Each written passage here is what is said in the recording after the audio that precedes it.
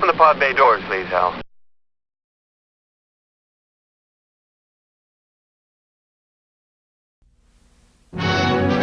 Come closer. I want to talk to you. I'm going to tell you an astounding story. The story of the Maltese Falcon.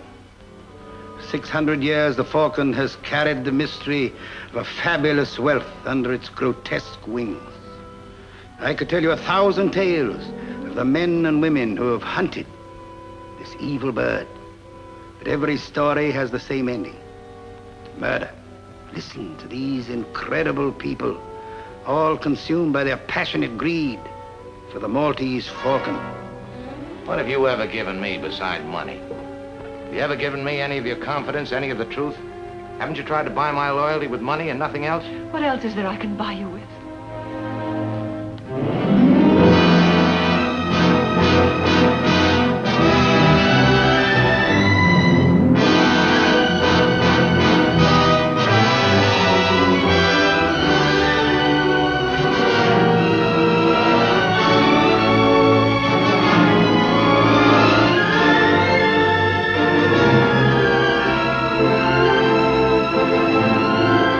Who loves who? I won't play the sap for you.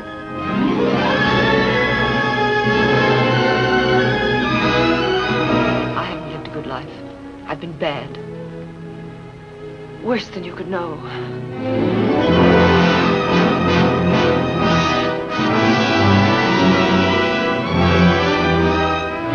We were talking about a lot more money than this. There are more of us to be taken care of now. Well, that may be, but I've got the Falcon. You may have the Falcon, but we certainly have you. I've taken a lot of riding from you. I'm gonna take. Get up and shoot it out. Stop it. The police will be here any minute. Now talk. Oh, how can you accuse me of such a terrible... This isn't the time for that schoolgirl act. We're both of us sitting under the gallows.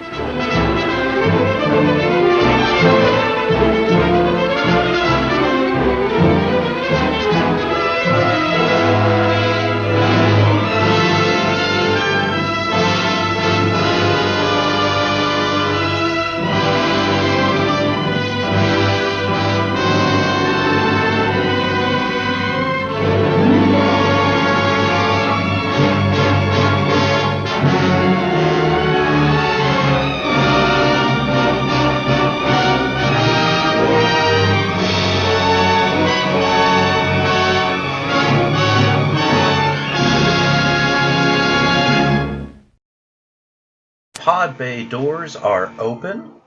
I am your co-host, Doug Heller, film critic and historian for TalkMovieToMe.com, co-host of the Cave of Wonders podcast, and joining me, as always, is my intrepid co-host, Jerry Dean Roberts of ArmchairCinema.com and ArmchairOscars.com. Say hello, Jerry. Hello, Jerry. Yeah, we're opening the pod bay doors this time for your choice. My choice. You have chosen some little detective movie from a long time ago that nobody's ever heard of. It's called The Maltese Falcon. The Maltese Falcon, John Huston's directorial debut after being a screenwriter for close to 10 years in Hollywood, just achieving some measure of stardom in the late 30s. Got his contract written by his agent that his next screenplay he could exercise the option to direct. And then he said, I want to do The Maltese Falcon. And I love talking about this movie. It's because I love talking to a man who likes to talk. Every time we do this, I have to throw in at least one quote. Hey, and that's a good one. Yeah. I adore this movie. I've read the book more times than I've read any other book. I usually can't reread books. I remember too much about them, but I've listened to the audiobook on this twice. I've read it 2 or 3 times. Yet it's still only my second favorite book. But it is one of my favorite. First one must be a doozy. It's Brave New World. I'm a dystopia nut too. So the Maltese Falcon. This was the 3rd time it was made. It was made twice in the 30s. Once in 1931, directed by Roy Del Ruth, I believe. Uh, and the second one, retitled Satan Met a Lady. I don't remember who directed it. It's almost impossible to watch. Both of them are. They're And it's not Betty good. Davis. Yeah, it does have Betty Davis in it. But Huston saw a lot of potential for the book that wasn't realized in the first two renditions. It was really watered down. And he basically, this is one of the most faithful novel adaptations I've ever seen. There's dialogue lifted straight from the book. Probably one of Hammett's best known books, that and The Thin Man, but people are more familiar with The Thin Man as the movie series. And more people are actually probably familiar with Red Harvest. Most people don't know why, though. They've never heard the name because it's never been officially adapted. But Akira Kurosawa made it into Yojimbo. Then it got made into A Fistful of Dollars and Last Man Standing. And the Coen brothers actually loosely adapted it for Miller's Crossing. So, and that's also a great book, too, by the way, if you're looking to read some Dashiell Hammett. He's one of the best American writers. Let me tell you this. Maltese Falcon is Dashiell Hammett 101. Oh, yeah. It's film noir 101. This is where you begin. Mm-hmm. It's got all the basics. The template for everything that film noir would become and already was, it's here. Yeah. You know, the tough guy with a code of with his own personal code of ethics, who sticks his neck out for no one. Mm-hmm. There's got to be a dame, a gun, you know, a double cross. Mm-hmm. There's got to be some measure of immorality. There's got to be just a lot of sullen kind of weaselly human beings doing awful things for almost no reason. Right. Just no reason at all. And this was the world that propped up in popular fiction in the early part of the 20th century, particularly, as far as the movies go, in the after World War II. Mm-hmm. This movie really lit the fuse, I think. Yeah. And made this stuff popular, but made popular what was already on the page and made it popular on the screen. Right. Because Dashiell Hammett and Raymond Chandler did most of their, and James M. Cain, the principles of, and Mickey Spillane, the principles of hard-boiled detective fiction, did most of their writing in the 20s and 30s. And it took Huston to bring it into the uncompromising vision that he had for the movie to kick off. The Maltese Falcon is typically cited as the first film noir, like when everything started. And it's really more of it's kind of a subgenre of noir, because there's the detective fiction noir, there's the villain noir, where you get the guy that's pulled into an underground world that they never knew existed because of the femme fatale, you know, the person that's duped into doing bad things, like Gun Crazy or Detour, or things like that started in the late 40s, early 50s. This was the benchmark. This was the hallmark.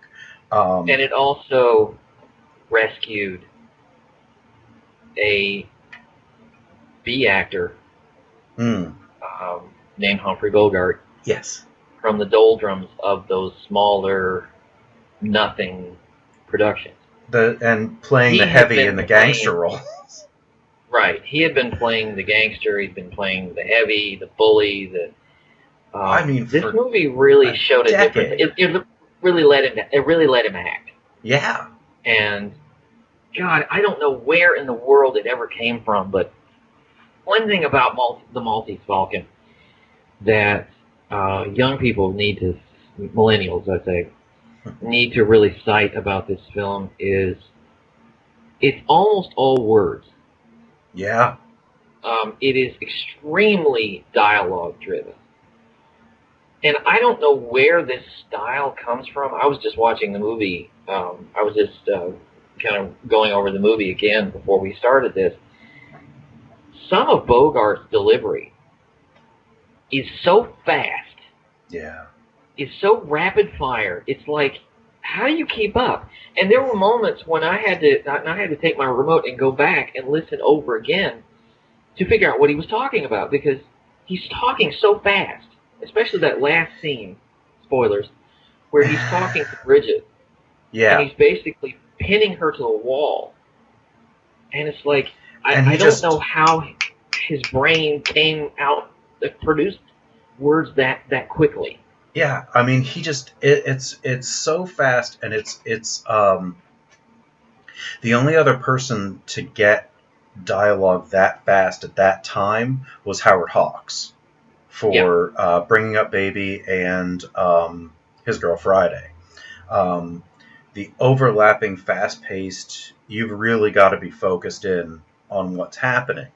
And fortunately, this story is a lot cleaner and a lot more straightforward than, say, The Big Sleep, which I'm sure we'll eventually get to on here too. Where he played Philip Marlowe. Where he played Philip Marlowe. So the Hammett was a lot cleaner of a writer than Chandler too. Both of them were great, but there's a distinctive through line with Hammett that you can figure out step by step, instead of Chandler had a way of introducing a clue with the reveal that you would never have found otherwise, so you couldn't piece the whole thing together. And he tended to throw out something that distinguishes Hammett is that he tended to do away with the red herrings. Yeah. If something happened, it had some function in the story. Mm-hmm. There were rarely ever blind alleys. Yeah. Something built on top of something else. There were there was a small thing that led to a bigger thing, that led to a bigger thing, but there weren't all these blind alleys. Right. And Chandler was big on that. Chandler, yes. And his population, Hammett's population of characters, I always thought was so much more interesting. Yeah. Yeah. I've always liked Hammett more than Chandler. But I think you hit on something when we start talking about Bogart. Bogey is really the life of this picture. And the way that he interacts specifically with Mary Astor, who played Bridget O'Shaughnessy, Sidney Greenstreet, who played Gutman, and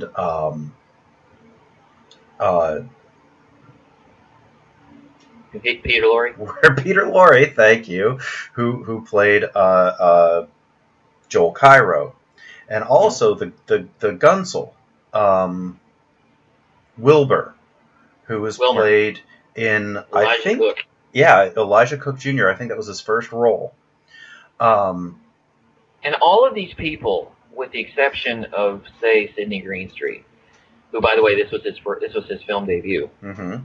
All of these people are young. Yeah. They're in their 30s and 40s. Mm-hmm. John Huston was 35.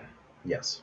Humphrey Bogart, it's strange for us to think, Humphrey Bogart was 42 years old when he made this movie. I know. I mean, it's just unbelievable. I think Peter Lorre was about the same age. He must have been. These people are relatively young. They're not, and we think of these as old actors because we've seen them later.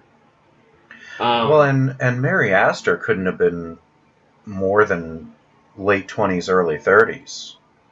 And she was not a typical beauty. No. She's not gorgeous. She looks like someone you'd meet on the street. She doesn't look like, and she doesn't have the face of a typical love interest. No. and I understand. I was reading some information about this film. Huston had her run around the set in order to look exasperated, because there are some scenes where she's sweating and she's out of breath, and so he worked that up. She always looks like the weight of the world is on her. I think it's typically Bogart's picture, but she has a lot of really good notes here. Yeah, she does. Because the whole picture, she is, for lack of a better term, under the gun.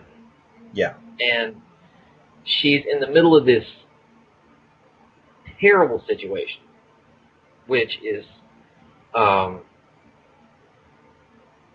she's either, I can't decide if she's really part of it or not part of it. Do you want to try to explain this story?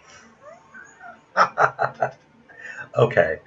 First, I'll give a quick side note. Mary Astor and John Huston were sleeping together when they were making this picture, which can kind of attribute to some of her being featured a little bit more, but don't think that had anything to do with sentiment, because John Huston was anything but a sentimental man.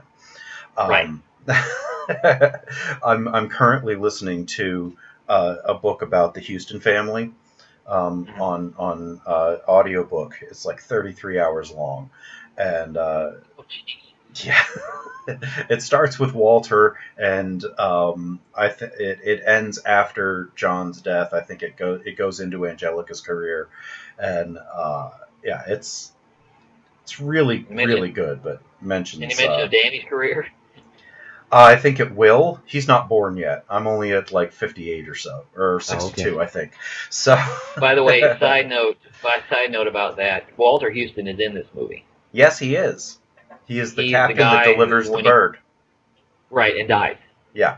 Never has a line. He just walks in and stumbles over dead. That is John Huston's father, by the way. Yes.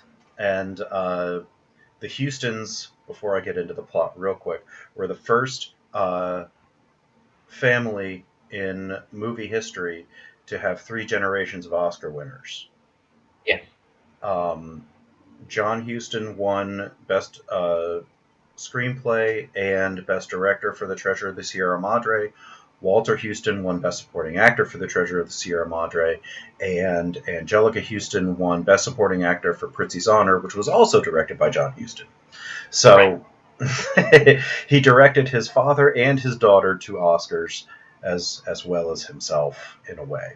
So he wrote and directed himself into his Oscars. So and the only other family to do that after was the Coppolas.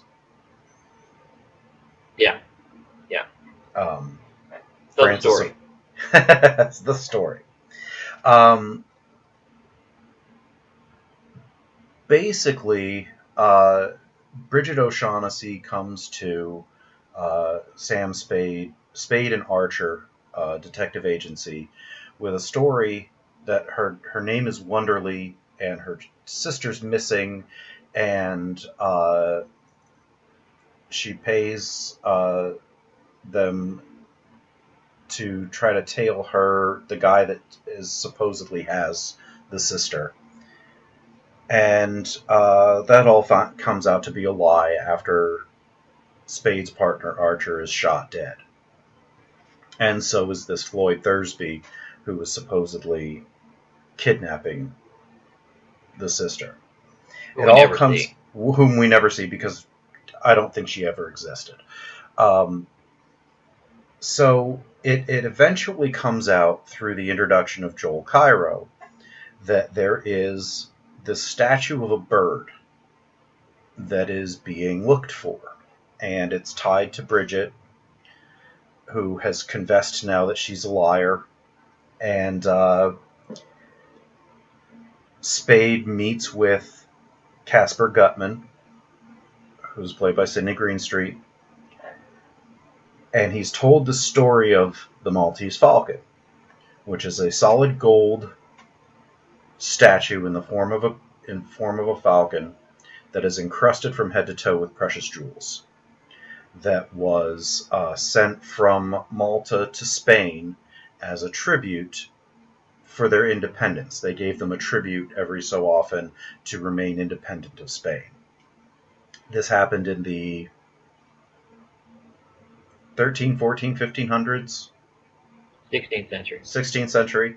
So in the 1500s, and the bird went missing. It never reached the King of Spain. Over the years, it acquired a black enamel to cover up the jewels. There have been fakes floating around, and Gutman's been tracking this for the better part of his life. 17 years. Yeah. So they it ends up in Spade's possession. He makes a deal. You know, I always kind of thought that Gutman was lowballing on how much this would be worth. Even in 1941, $500,000 is not... A chunk of gold encrusted with jewels. He's offering him $25,000. I don't think so. Right. I mean, he even says, like, how much do you think the dingus is worth? I love that, the dingus. And he goes, would you think I was too extravagant if I said $500,000? Like, not after the story you told. I'd say you're lowballing that by about $50 million. You lied by $500,010. Yeah. So, in the words of Sam Jackson. Yeah. Anyway, when they finally get the bird, the scene in the apartment when they're waiting for the bird. We'll get to that in a minute, but they find out it's actually a lead paperweight. Yeah, basically with the black enamel, it's a duplicate, it's a fake, and Gutman and Cairo and take off to go try to find the owner, which they thought that they had killed and stolen it from. But they're going back to Istanbul to get it from a Russian shop, and they're of course arrested. So is Bridget O'Shaughnessy for the murder of effectively the Maltese Falcon. Effectively, the Maltese Falcon has so little to do, so little direct impact with this story. It's not about the Maltese Falcon. It's the greatest... It's about the evil that men do that will lead them to this. Yes. It's the greatest MacGuffin outside of a Hitchcock picture. And a MacGuffin, for those who don't know, if they're listening to this, is... Hitchcock described a MacGuffin as the object in the movie that is of utmost importance to all of the characters, but of completely no regard to the audience. It's a kind of like the briefcase in Pulp Fiction. Yes. It spurs the action forward, but it literally means nothing to anybody watching it. Right. So, and the bird is really one of the best MacGuffins you could ever hope for. It's a physical object. It's not like the secret plans in The Lady Vanishes that the woman has to recall, to get back to British intelligence, or even the microfilm in North by Northwest. There's this. It's throughout the whole picture almost. It comes in about 45 minutes into the movie. And you see it. You actually see it, and you still don't care about it. Yeah. And there's so much going on in this that is so remarkable. It's anchored by one of Bogart's best performances. I was just watching it before we recorded too. I hadn't seen it in a little while. I only got half an hour in. But that scene in the beginning, near the beginning, when Joel Cairo is introduced and Spade disarms him, and he kind of holds him. Scene. It is. But he holds him with one hand, and that devilish grin he gets on his face before he pops him and knocks him out is just like Spade's enjoying punching this guy. Yeah. Because there's a scene later in the film. There's a scene later in the film too when he basically he gets angry with Gutman, mm-hmm. and he says something, and Gutman says something that sets him off, Mm-hmm. and he destroys a glass, throws it into the fire. Throws it into the fire, and he tells him off, and he goes and he walks out the door, and when he walks out the door, you see him walking down the hallway with this grin on his face. Uh-huh. Like he's really just happy about what he just did.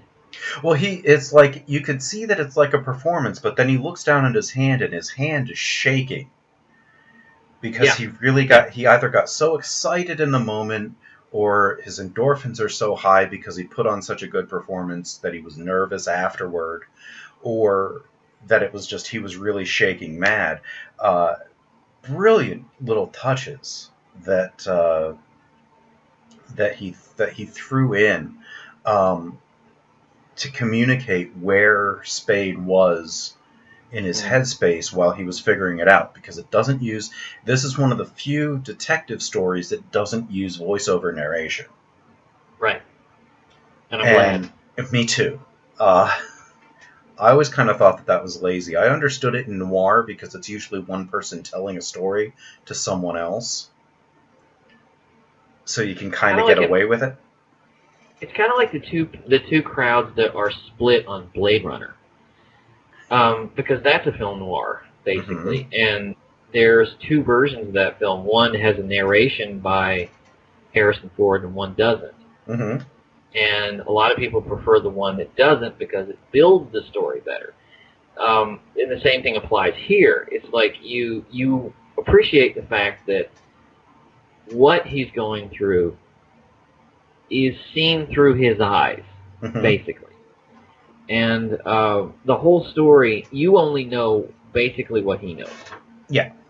There's only one shot that Sam Spade is not in. Yeah. Yeah, it's right at the beginning. And that's right at the beginning. Right, exactly. And that was actually put in... Huston didn't want to do that. I didn't think he needed it.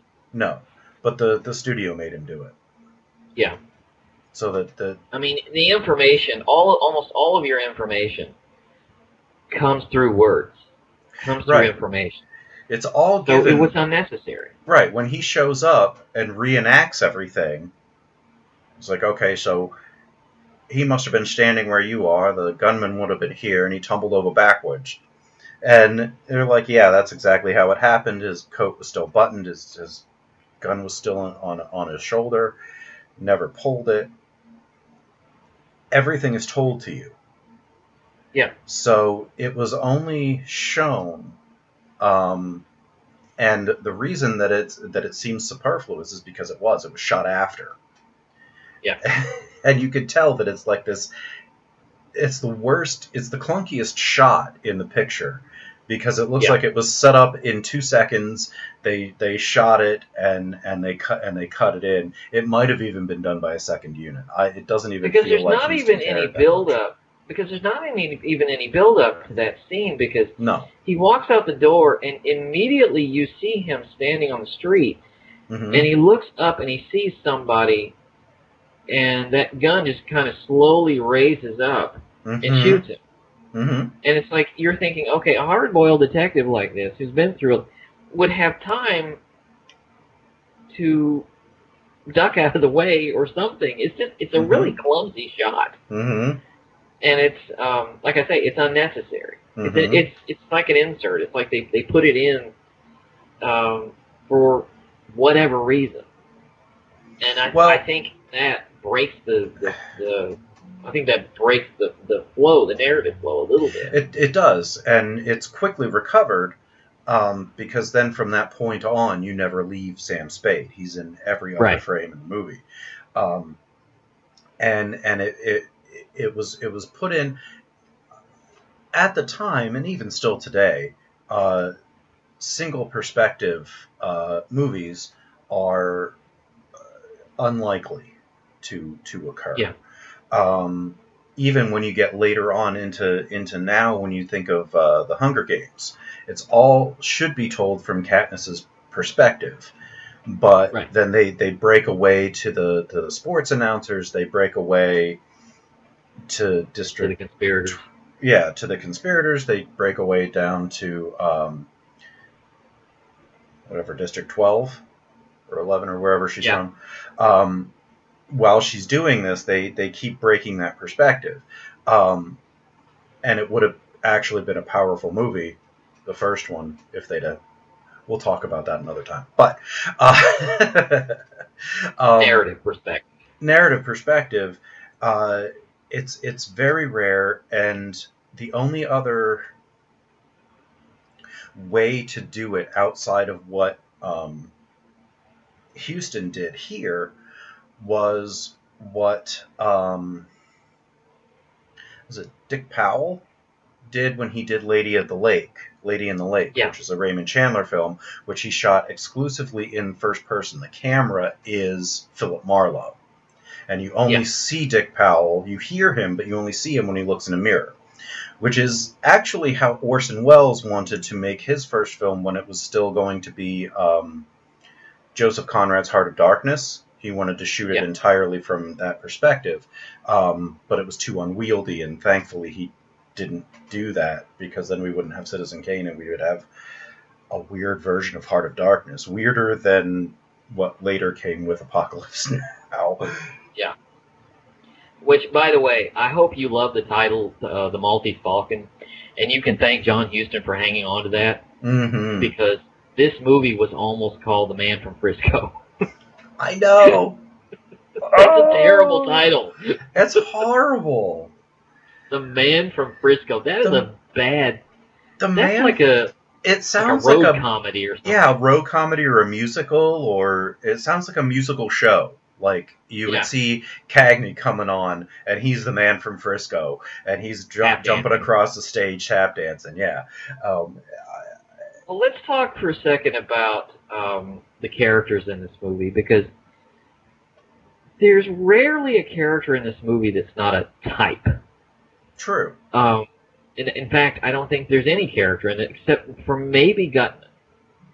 Gutman is the one with a real personality, and Sam Spade. But the one character in this that I really wanted to focus on was Joel Cairo, played by probably one of my favorite actors of all time, Mr. Peter Lorre. Oh yeah. Who once said that if you need to imitate me, all you need is a bedroom voice and some soft-boiled eggs.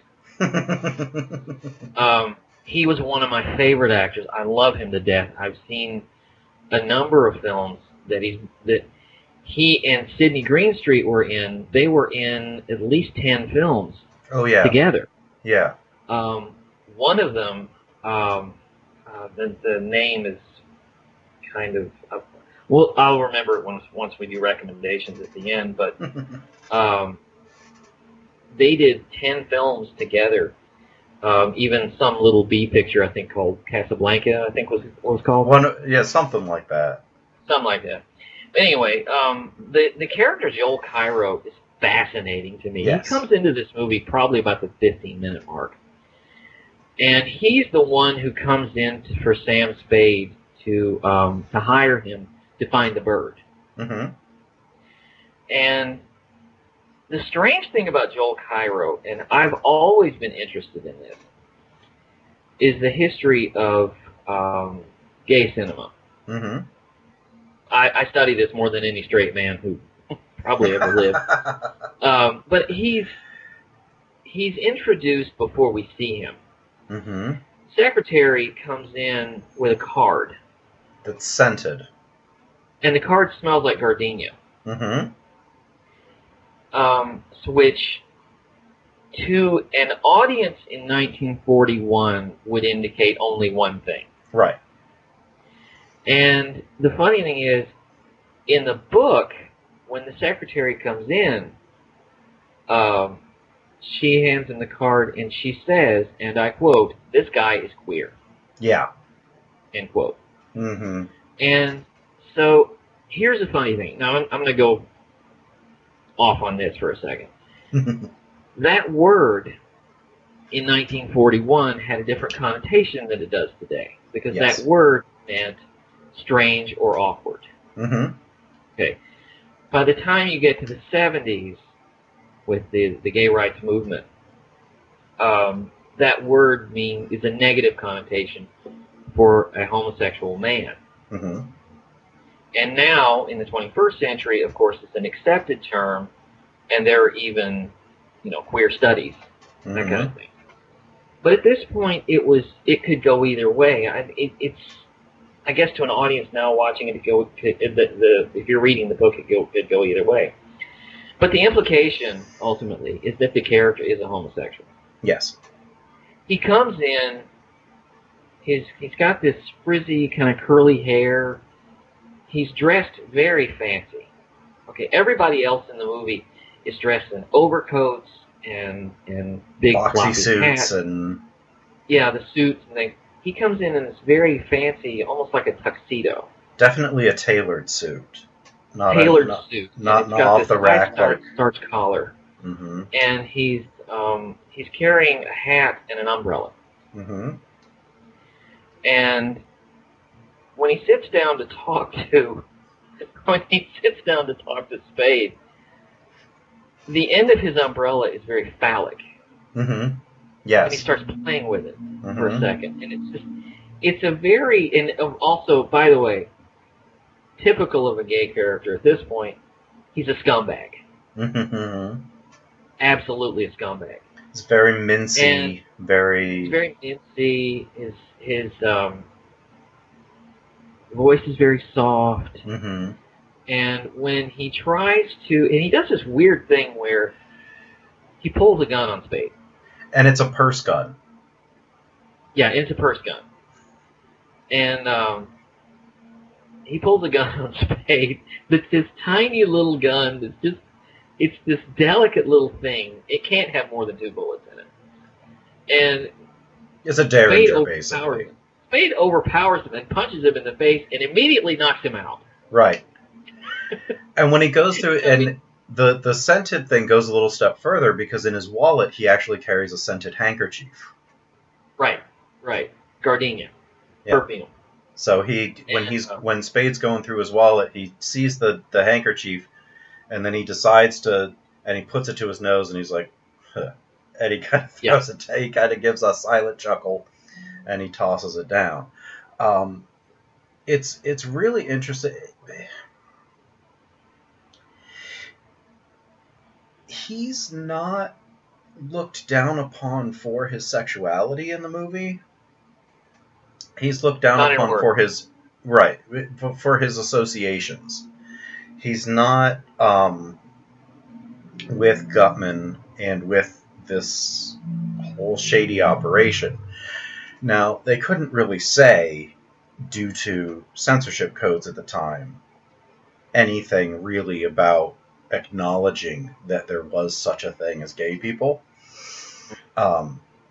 because that was a deviant act, and we can't call attention to it, because then people will want to know about it, I guess. I don't know. They had to hint at it broadly, because when he's introduced, there's this sort of weird kind of music that comes on the soundtrack that's almost... I don't know how to describe it any other way, but Oriental, maybe Asian, kind of a foreign kind of music that's very light on the soundtrack. Mm-hmm. They're coding to the audience this character. Yeah. Very much. And the funny thing is, Spade punches him in the face and immediately knocks him out. Glass jaw, and he's on the couch, and he rifles through his pockets, and he pulls out his passport. Which is 3 passports. Which he has 3 passports. And... French, British, and I can't remember the other. Yeah, one of them is Asian. I don't remember what the other ones are, but it's letting you know, basically, this guy gets around. Mm-hmm. You know, this guy has traveled, and he's been around, and he's obviously been looking for this quote-unquote black bird. And so Spade kind of puts it together like that. But it's just interesting to me. And also, he comes to They talk for a minute, and then he does it again. Yeah, if you would please give me back my gun. Clasp your hands behind your head. I wish to search your offices. And he just laughs. He's like, go ahead. Yeah. He was so amused that he would try it again. And he's just like, you have at. You do whatever you need to. Because he was Also, so amused. why does he give him his gun back? Because he's not afraid of him. It's just harmless, I guess. Yeah. I mean, because if you remember later, when he takes the guns away from Wilbur, the 2 times he takes the guns away from Wilbur, he never hands them back to him. He gives them to Gutman both times. Right. Because he knows that Wilbur will shoot him. Wilmer is interesting, too, because I don't know what notes he was playing. Elijah Cook Jr. was playing in this. Mm-hmm. But he has this extremely paranoid look on his face. Constantly. This thing. Yeah, constantly. This sweaty, kind of paranoid. I don't know. It's hard to pin this character down. He's basically a flunky. He is. He's a flunky. He's got an itchy trigger finger. He's very sensitive about anything that's said to him. He's hiding something. Mm-hmm. There's something going on. Kind of quiet. Mm-hmm. He doesn't say much. It's all in his eyes. Elijah Cook had these great eyes. Oh, yeah.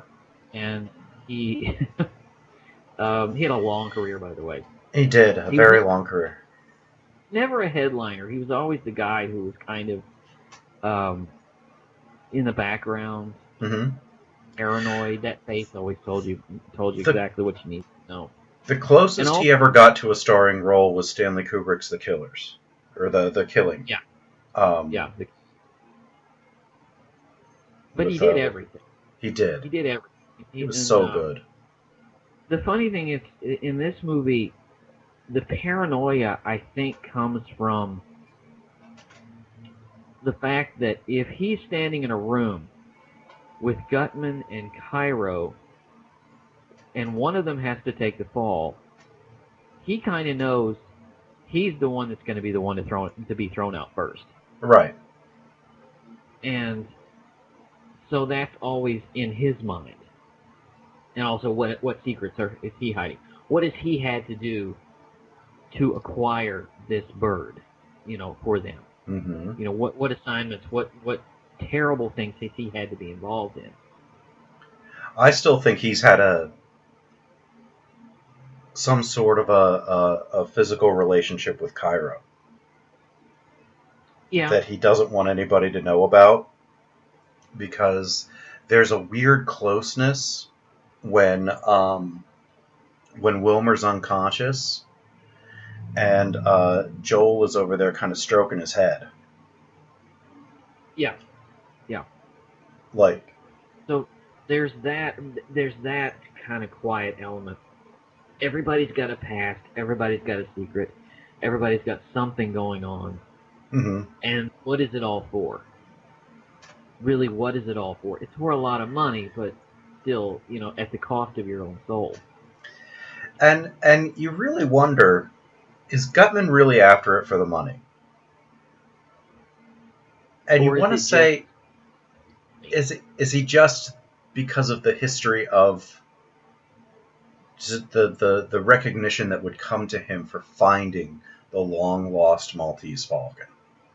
Right. Like, he seems to have plenty of money. He's not a poor... Yeah. And, he's engaged in this criminal enterprise, but you can tell that that's just part of who he is as an overall person. He's got money to spend. Where did he get it? I think he's really interested in just the notoriety of either have. I don't even think he was going to sell the bird. Yeah. I think he was just going to have it. Or turn it over somewhere and make money off of being the guy that found it. Well, that plus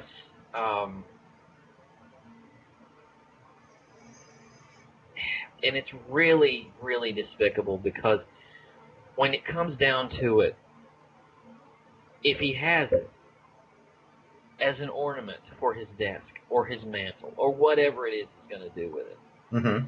think of all the people that have fallen so that he could have this trinket. You're right, exactly. And really, it is all for nothing. Mm-hmm. You know. And what is he going to do with it? He's going to sit on a desk and collect dust. Probably. Or someone's going to kill him for it. Mm-hmm. And I want to talk for a second about Sidney Greenstreet. Oh. Because this was in a time in Hollywood. This is 1941. This was a time in Hollywood when your supporting roles were almost always filled by personalities. Really remembered, remarkable, bold personalities. Mm-hmm. I always like to say that currently, Impressionists don't have anything to work with. Right. No. Because we don't have bold personalities anymore. Mm-hmm. And they were almost always theatrical because a lot of these actors came from the stage. Mm-hmm.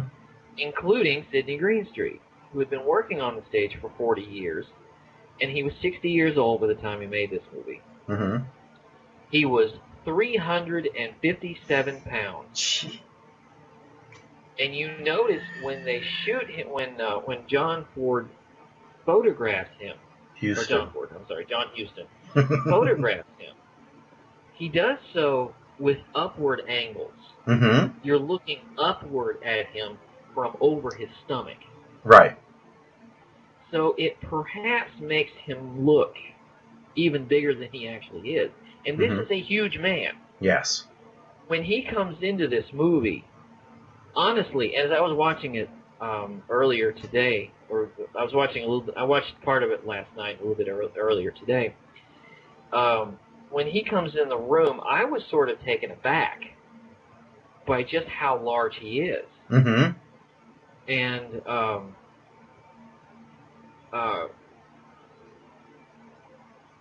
it's always interesting because his girth is as big as his personality. Mm-hmm. Because he has such a snake charmer personality.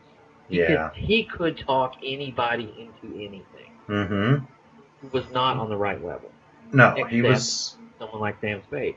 right. He was marvelous. And his physicality went into his voice. Yes. Like if he were a smaller man, he wouldn't have that power behind his voice. And you know who I thought of when I looked at him? Jabba the Hutt. I thought of Jabba the Hutt. Honestly, the size, the manner of dealing with people, just the way he conducts himself, the fact that he is ruthless. I want something, but I don't want it for any personal. I just want it for a trinket. Mm-hmm. The same motivation as in Return of the Jedi is in here. Mm-hmm. It's that same thing, and I don't say that to be a bad joke, but on a bad poke at his weight. I'm just saying the character in and of himself reminds me a lot of Jabba the Hutt. Well, and I think that in no small way that the character of Jabba the Hutt was based on Sidney Greenstreet's Gutman. Right. And some of his subsequent roles, although normally later on he ended up playing the detective. He was I'm trying to remember what the series was, but on radio he played a detective that he also translated into a couple of movies. Yeah. And I can't remember offhand who that was, but he was also the detective in Mask of Demetrious, I think, and that's another one with him and Laurie. Right. And it's he used that smarminess and translated it into a different kind of good guy charm. Yeah. But it's really the same. He's the same kind of personality, whether he's Casper Gutman or whether he's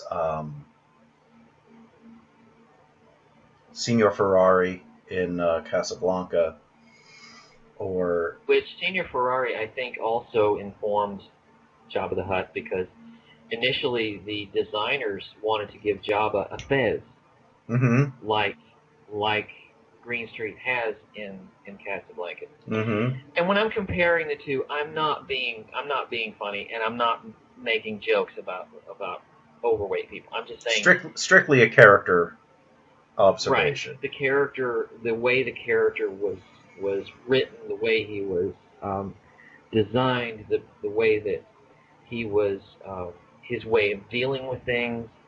That's what I'm talking about. Mm-hmm. Mm-hmm. But it's interesting because he and Cairo, I noticed, when they leave the movie, we never see what happens to him. Mm-mm. Spade We're told. calls the cops and informs them where they can be picked up. Mm-hmm. And we don't know if they ever get picked up or not. Because in this movie, you never know. Because there's so many things happening, so many unethical things happening, that you don't know what's going to happen. This woman, Actually, and I would like to think that she takes the fall for this. They actually do tell him, because he tells them where to pick him up, and when they get to his apartment, they say that they found at least Gutman's body. Oh, okay, I missed that. Okay. Yeah. Wilmer shoots him, kills him. I don't remember if Wilmer gets away. I think they get Wilmer. I don't remember if Cairo gets away or not, but I know that Gutman gets killed at the end. Again, the dialogue in this thing is so fast. You're likely to miss something. It's like a Tommy gun. The one character that romance for a second. Yeah. Let's talk about the romance, because he has what? What is it the secretary says when Bridget comes in the first time? He says, "You'll like her. She's a knockout." Mm-hmm. And she comes in, and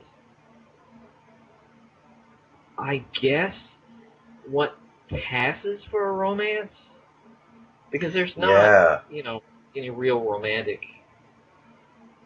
edgings here. No. Because we see later on that Spade is a man who lives by a code, but at the same time, he's also a man who will break the rules. Yeah, because he's sleeping with his partner's wife. Yeah, he kisses her. He kisses the wife the first time he sees her. Mm-hmm. And so I guess there's something in Bridget that she believes that, spoiler alert, when it comes down to it, and he's pinning her to the wall, that she can talk him out of giving her a break. Mm-hmm. That she comes to what she's gotten mixed up in, she has to pay for. And he tells her that. You're going down for 20 years. Yeah. And the thing that sets this apart from a lot of other pictures, or started the trend of being very obvious but not stating that there was sex going on between unmarried people, that Archer's wife was having an affair with Spade. Yeah. There's no doubt that he slept with Bridget. Right. On a couple of occasions throughout the week that this takes place under. Which is crazy that this only takes place within a week. Yeah. Yeah, I was wondering about the time span of this, because it seems like it takes place over a couple of days. Yeah, it's a week or less. Like maybe 3 or 4 days. It's crazy how quickly this goes. So, well, let me ask you this. Yeah. Let me get into this. At the end of the movie, he sends her over. Mm-hmm. He turns her in. Because he would be if he let her go, he would be questioned and he would be turned in for a lot of collusion, and a lot of nasty things would happen to him. Let me ask you this. She goes to court, right? Mm-hmm. And she goes up for 20 years. Mm-hmm. What do you think the charges are going to be? Murder. Because there would be first-degree murder, because she kills Miles. Mm-hmm. I guess conspiracy to commit murder, maybe, possibly. Because in a way, she was kind of hiring them to shoot Thursby. Right. Conspiracy to commit murder. I guess theft. Theft. Conspiracy to commit a theft. Also, I'm trying to imagine. I mean, what there's charges probably accomplice to murder too. Yeah. Especially if they bring in the international charges. That would fall to her. I her. didn't think about that. Because the Russian that they got the bird from, they killed. You know, and with no one else to. Here's the thing, though. The mess that she gets herself in. The reason I brought this up, the mess that she gets herself in. 20 years seems light. It seems like she would get 25 to life at best. Well, because if you also think it, she thought she shot Thursby too. Yeah. She had to have. But he's talking about 20 years. He's talking about 20 years. But the stuff she's been involved in. He said, if they don't hang you. If they don't hang you. If they don't hang you, you'll get out in 20 years on good behavior. I think he's factoring in parole. And then he starts talking. Here's the weird thing, and it's probably the most famous line in the movie. He says, "With good behavior, you'll be out in 20 years." If they don't. That is, if they don't hang you. And if they do, I'll always if they hang you, I'll always remember you. If they don't, I'll be waiting. That is so cold-blooded. I mean, awful. And then when the cops finally come and they take her away, and he picks up the Falcon, and the police captain's, what is that? And this Bogart came up with this line himself. He said, "It's the stuff dreams are made of." Yeah. Which is. Can you please explain this to me? I've never understood that line. Really? I know it comes from it's a reworking of a line from The Tempest by Shakespeare, but I never really. It always seemed kind of an odd line to end this story on. I think it's perfect because when you really think about it, the Falcon itself is a symbol for unlimited wealth and freedom. What they do to get it, is illegal, but they're still never really prosecuted. They're not really. You can't really tell that they're on the run from any kind of law enforcement. They're just on the run after the bird. So it's symbolizing this freedom, the stuff that your dreams are made of. It just always seemed to me to come. It seemed like a very romantic line from a very unromantic guy. I guess that's why I always shook my head. I was like, okay, it's a great line, but I was like, it just seemed. I think that maybe out of step. That's one of the really cool parts to me, that it shows right at the end a sign that maybe he is a little bit more romantic than he ever let on. And he has to be as cynical and single-minded, or he will get roped into matters of the heart that will compromise him. So he has Yeah, to I stay can kinda away see from it. that. Yeah, I can kind of see that. It always just seemed kind of. It always felt to me like it didn't fit. Like it was kind of. It felt like the line was written. Because it kind of comes out of. It really, to me, the way I watched the movie, it comes out of nowhere. And I guess the connotation, as you've explained it, makes a little more sense. Mm-hmm. But even as I was watching it today, I was like, he looks off in the distance and kind of becomes dreamy where he hasn't been dreamy before. Mm-hmm. And I'm telling you, I'm going to tell you this. The scene right before this, when they arrest Bridget, and they put her in that elevator, she has got the greatest 1,000-yard stare I think Yeah. I've ever seen.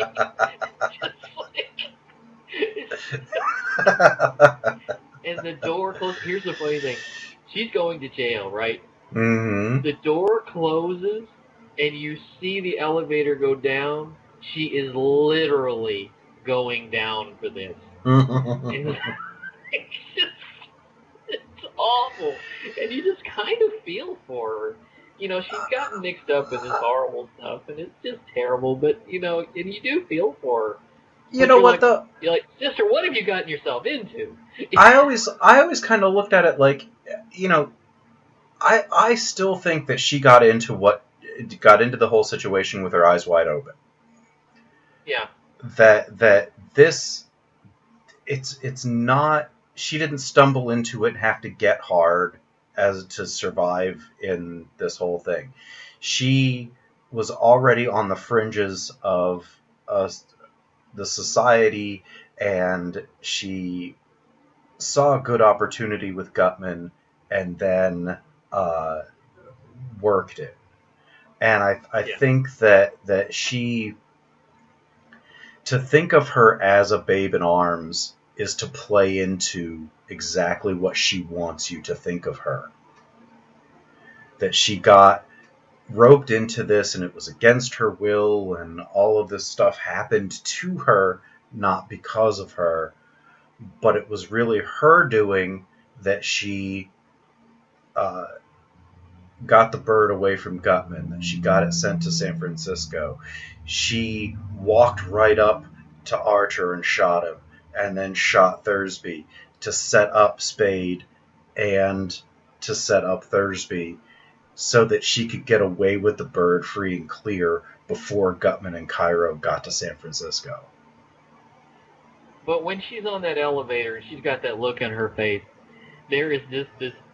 You're trying to read what she's thinking. What a mess I made of my life. How in the world did I ever get here? Maybe she thought that being a woman, she could charm her way out of it. Absolutely. Maybe she thought because she had before.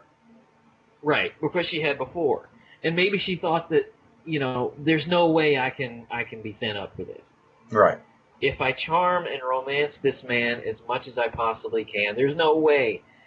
Because she couldn't have believed that he would have that much ice on his heart. Right. But she's never met Sam Spade. Right. And he even says, I may love you, but that doesn't get in the way of what I have to do, because you shot my partner. Right. Well, you still killed somebody. Yeah. 2 people. Yeah, 2 people. She did the wrong thing, and she met the wrong guy, and he did the right thing. Mm-hmm. Whereas if she would have hit any other detective in the town, if he would have been trailing Thursby instead of Archer, she would have been able to play Archer right into the electric chair. Exactly.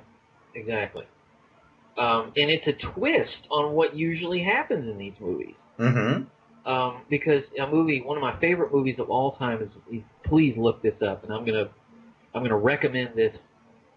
Absolutely, you need to see a movie called Scarlett Street, made by Fritz Lang in 1940, starring with Edward G. Robinson. Not as a gangster, but as the sap. Mm-hmm. who gets thrown over by a pretty dame, and that's typically the way this goes. Yeah. But here, the roles are reversed, and it's the guy who ends up scot-free, and it's the girl who ends up taking the fall. But anyway, if so the girl lives, she usually gets away. Right. So I'm gonna make a couple of recommendations here before we close up. One of them is Scarlett Street. Besides the Maltese Falcon, first of all, see the Maltese Falcon first, and then see Scarlett Street, and you can really see in that movie the great elements of this genre. You can really see it, and it's really there. It's very overplayed, it's very stagey, it's very cartoonish, but that's the point. Yeah. And I'm hoping we can talk about that movie coming up. Oh, I love that movie. That and the other Robinson one, Woman in the Window. Yes. And the other recommendation that I have is the movie you mentioned earlier with Peter Lorre and Sidney Greenstreet. The Mark of Demetrious. Mark or Mask? Is it Mask of Demetrious? I think it's been a while Mask. since I've seen it. I think it's Mask of Demetrious. It's very rare because now they made 10 films together. Peter Lorre and Sidney Greenstreet made 10 films together, and that's the only one where they're in the lead. Yeah. And it's a really great film. It's a really clever picture. With a crappy title. Yeah. Because I keep blanking on it. But it is a really great film if you can find it. But those are it's my on TCM all the time. It's on TCM all the time, but I would say my recommendations to flow off of this would, of course, be Humphrey Bogart's other great noir, The Big Sleep. Yeah. Written and directed by Howard Hawks, which we will talk about in the future. Another one would be the Robert Mitchum classic that Jacques Tourneur directed, Out of the Past. That's a great one. Oh, I love. Oh, and one of my absolute favorite noirs, which often gets overlooked, which is weird, is D.O.A. Yeah, with Edmund O'Brien. Yeah. And he goes into the police station. He says, "I want to report a murder." And they said, "Who was murdered?" And he said, "Me." And then he tells this flashback about how he was poisoned with a 24. Oh my God, it's so good. And most people forget about it because most people will think of Detour before they think of D.O.A. And actually, D.O.A. they'll think of the remake. Yeah. Because there was actually a pretty good remake made in the late 80s with Dennis Quaid. If you can get past the fact that the villain is played by Daniel Stern, if you can get past that, one of the burglars from Home Alone. Right, if you can get past that fact, it's fine, but definitely see the original first. But it is 1950. That one, so good. Yeah, the one from 1988, I actually saw that in a theater. It actually really is really good. Oh. Even though it's in color. But anyway, so I guess we should wrap this one up. Yeah. Next time is going to be my pick. And I have selected a group of films from one Alan Stewart Koenigsberg, otherwise known as Woody Allen. One of my favorites. You should know, actually one of our favorites, because yes. we are huge Woody Allen fans. Huge. We're going to talk about 3 key films in his career. Annie Hall, Interiors, and Manhattan. And that's going to be next time. And until then, I guess the pod bay doors are closed. Pod bay doors are closed. The mission has been completed.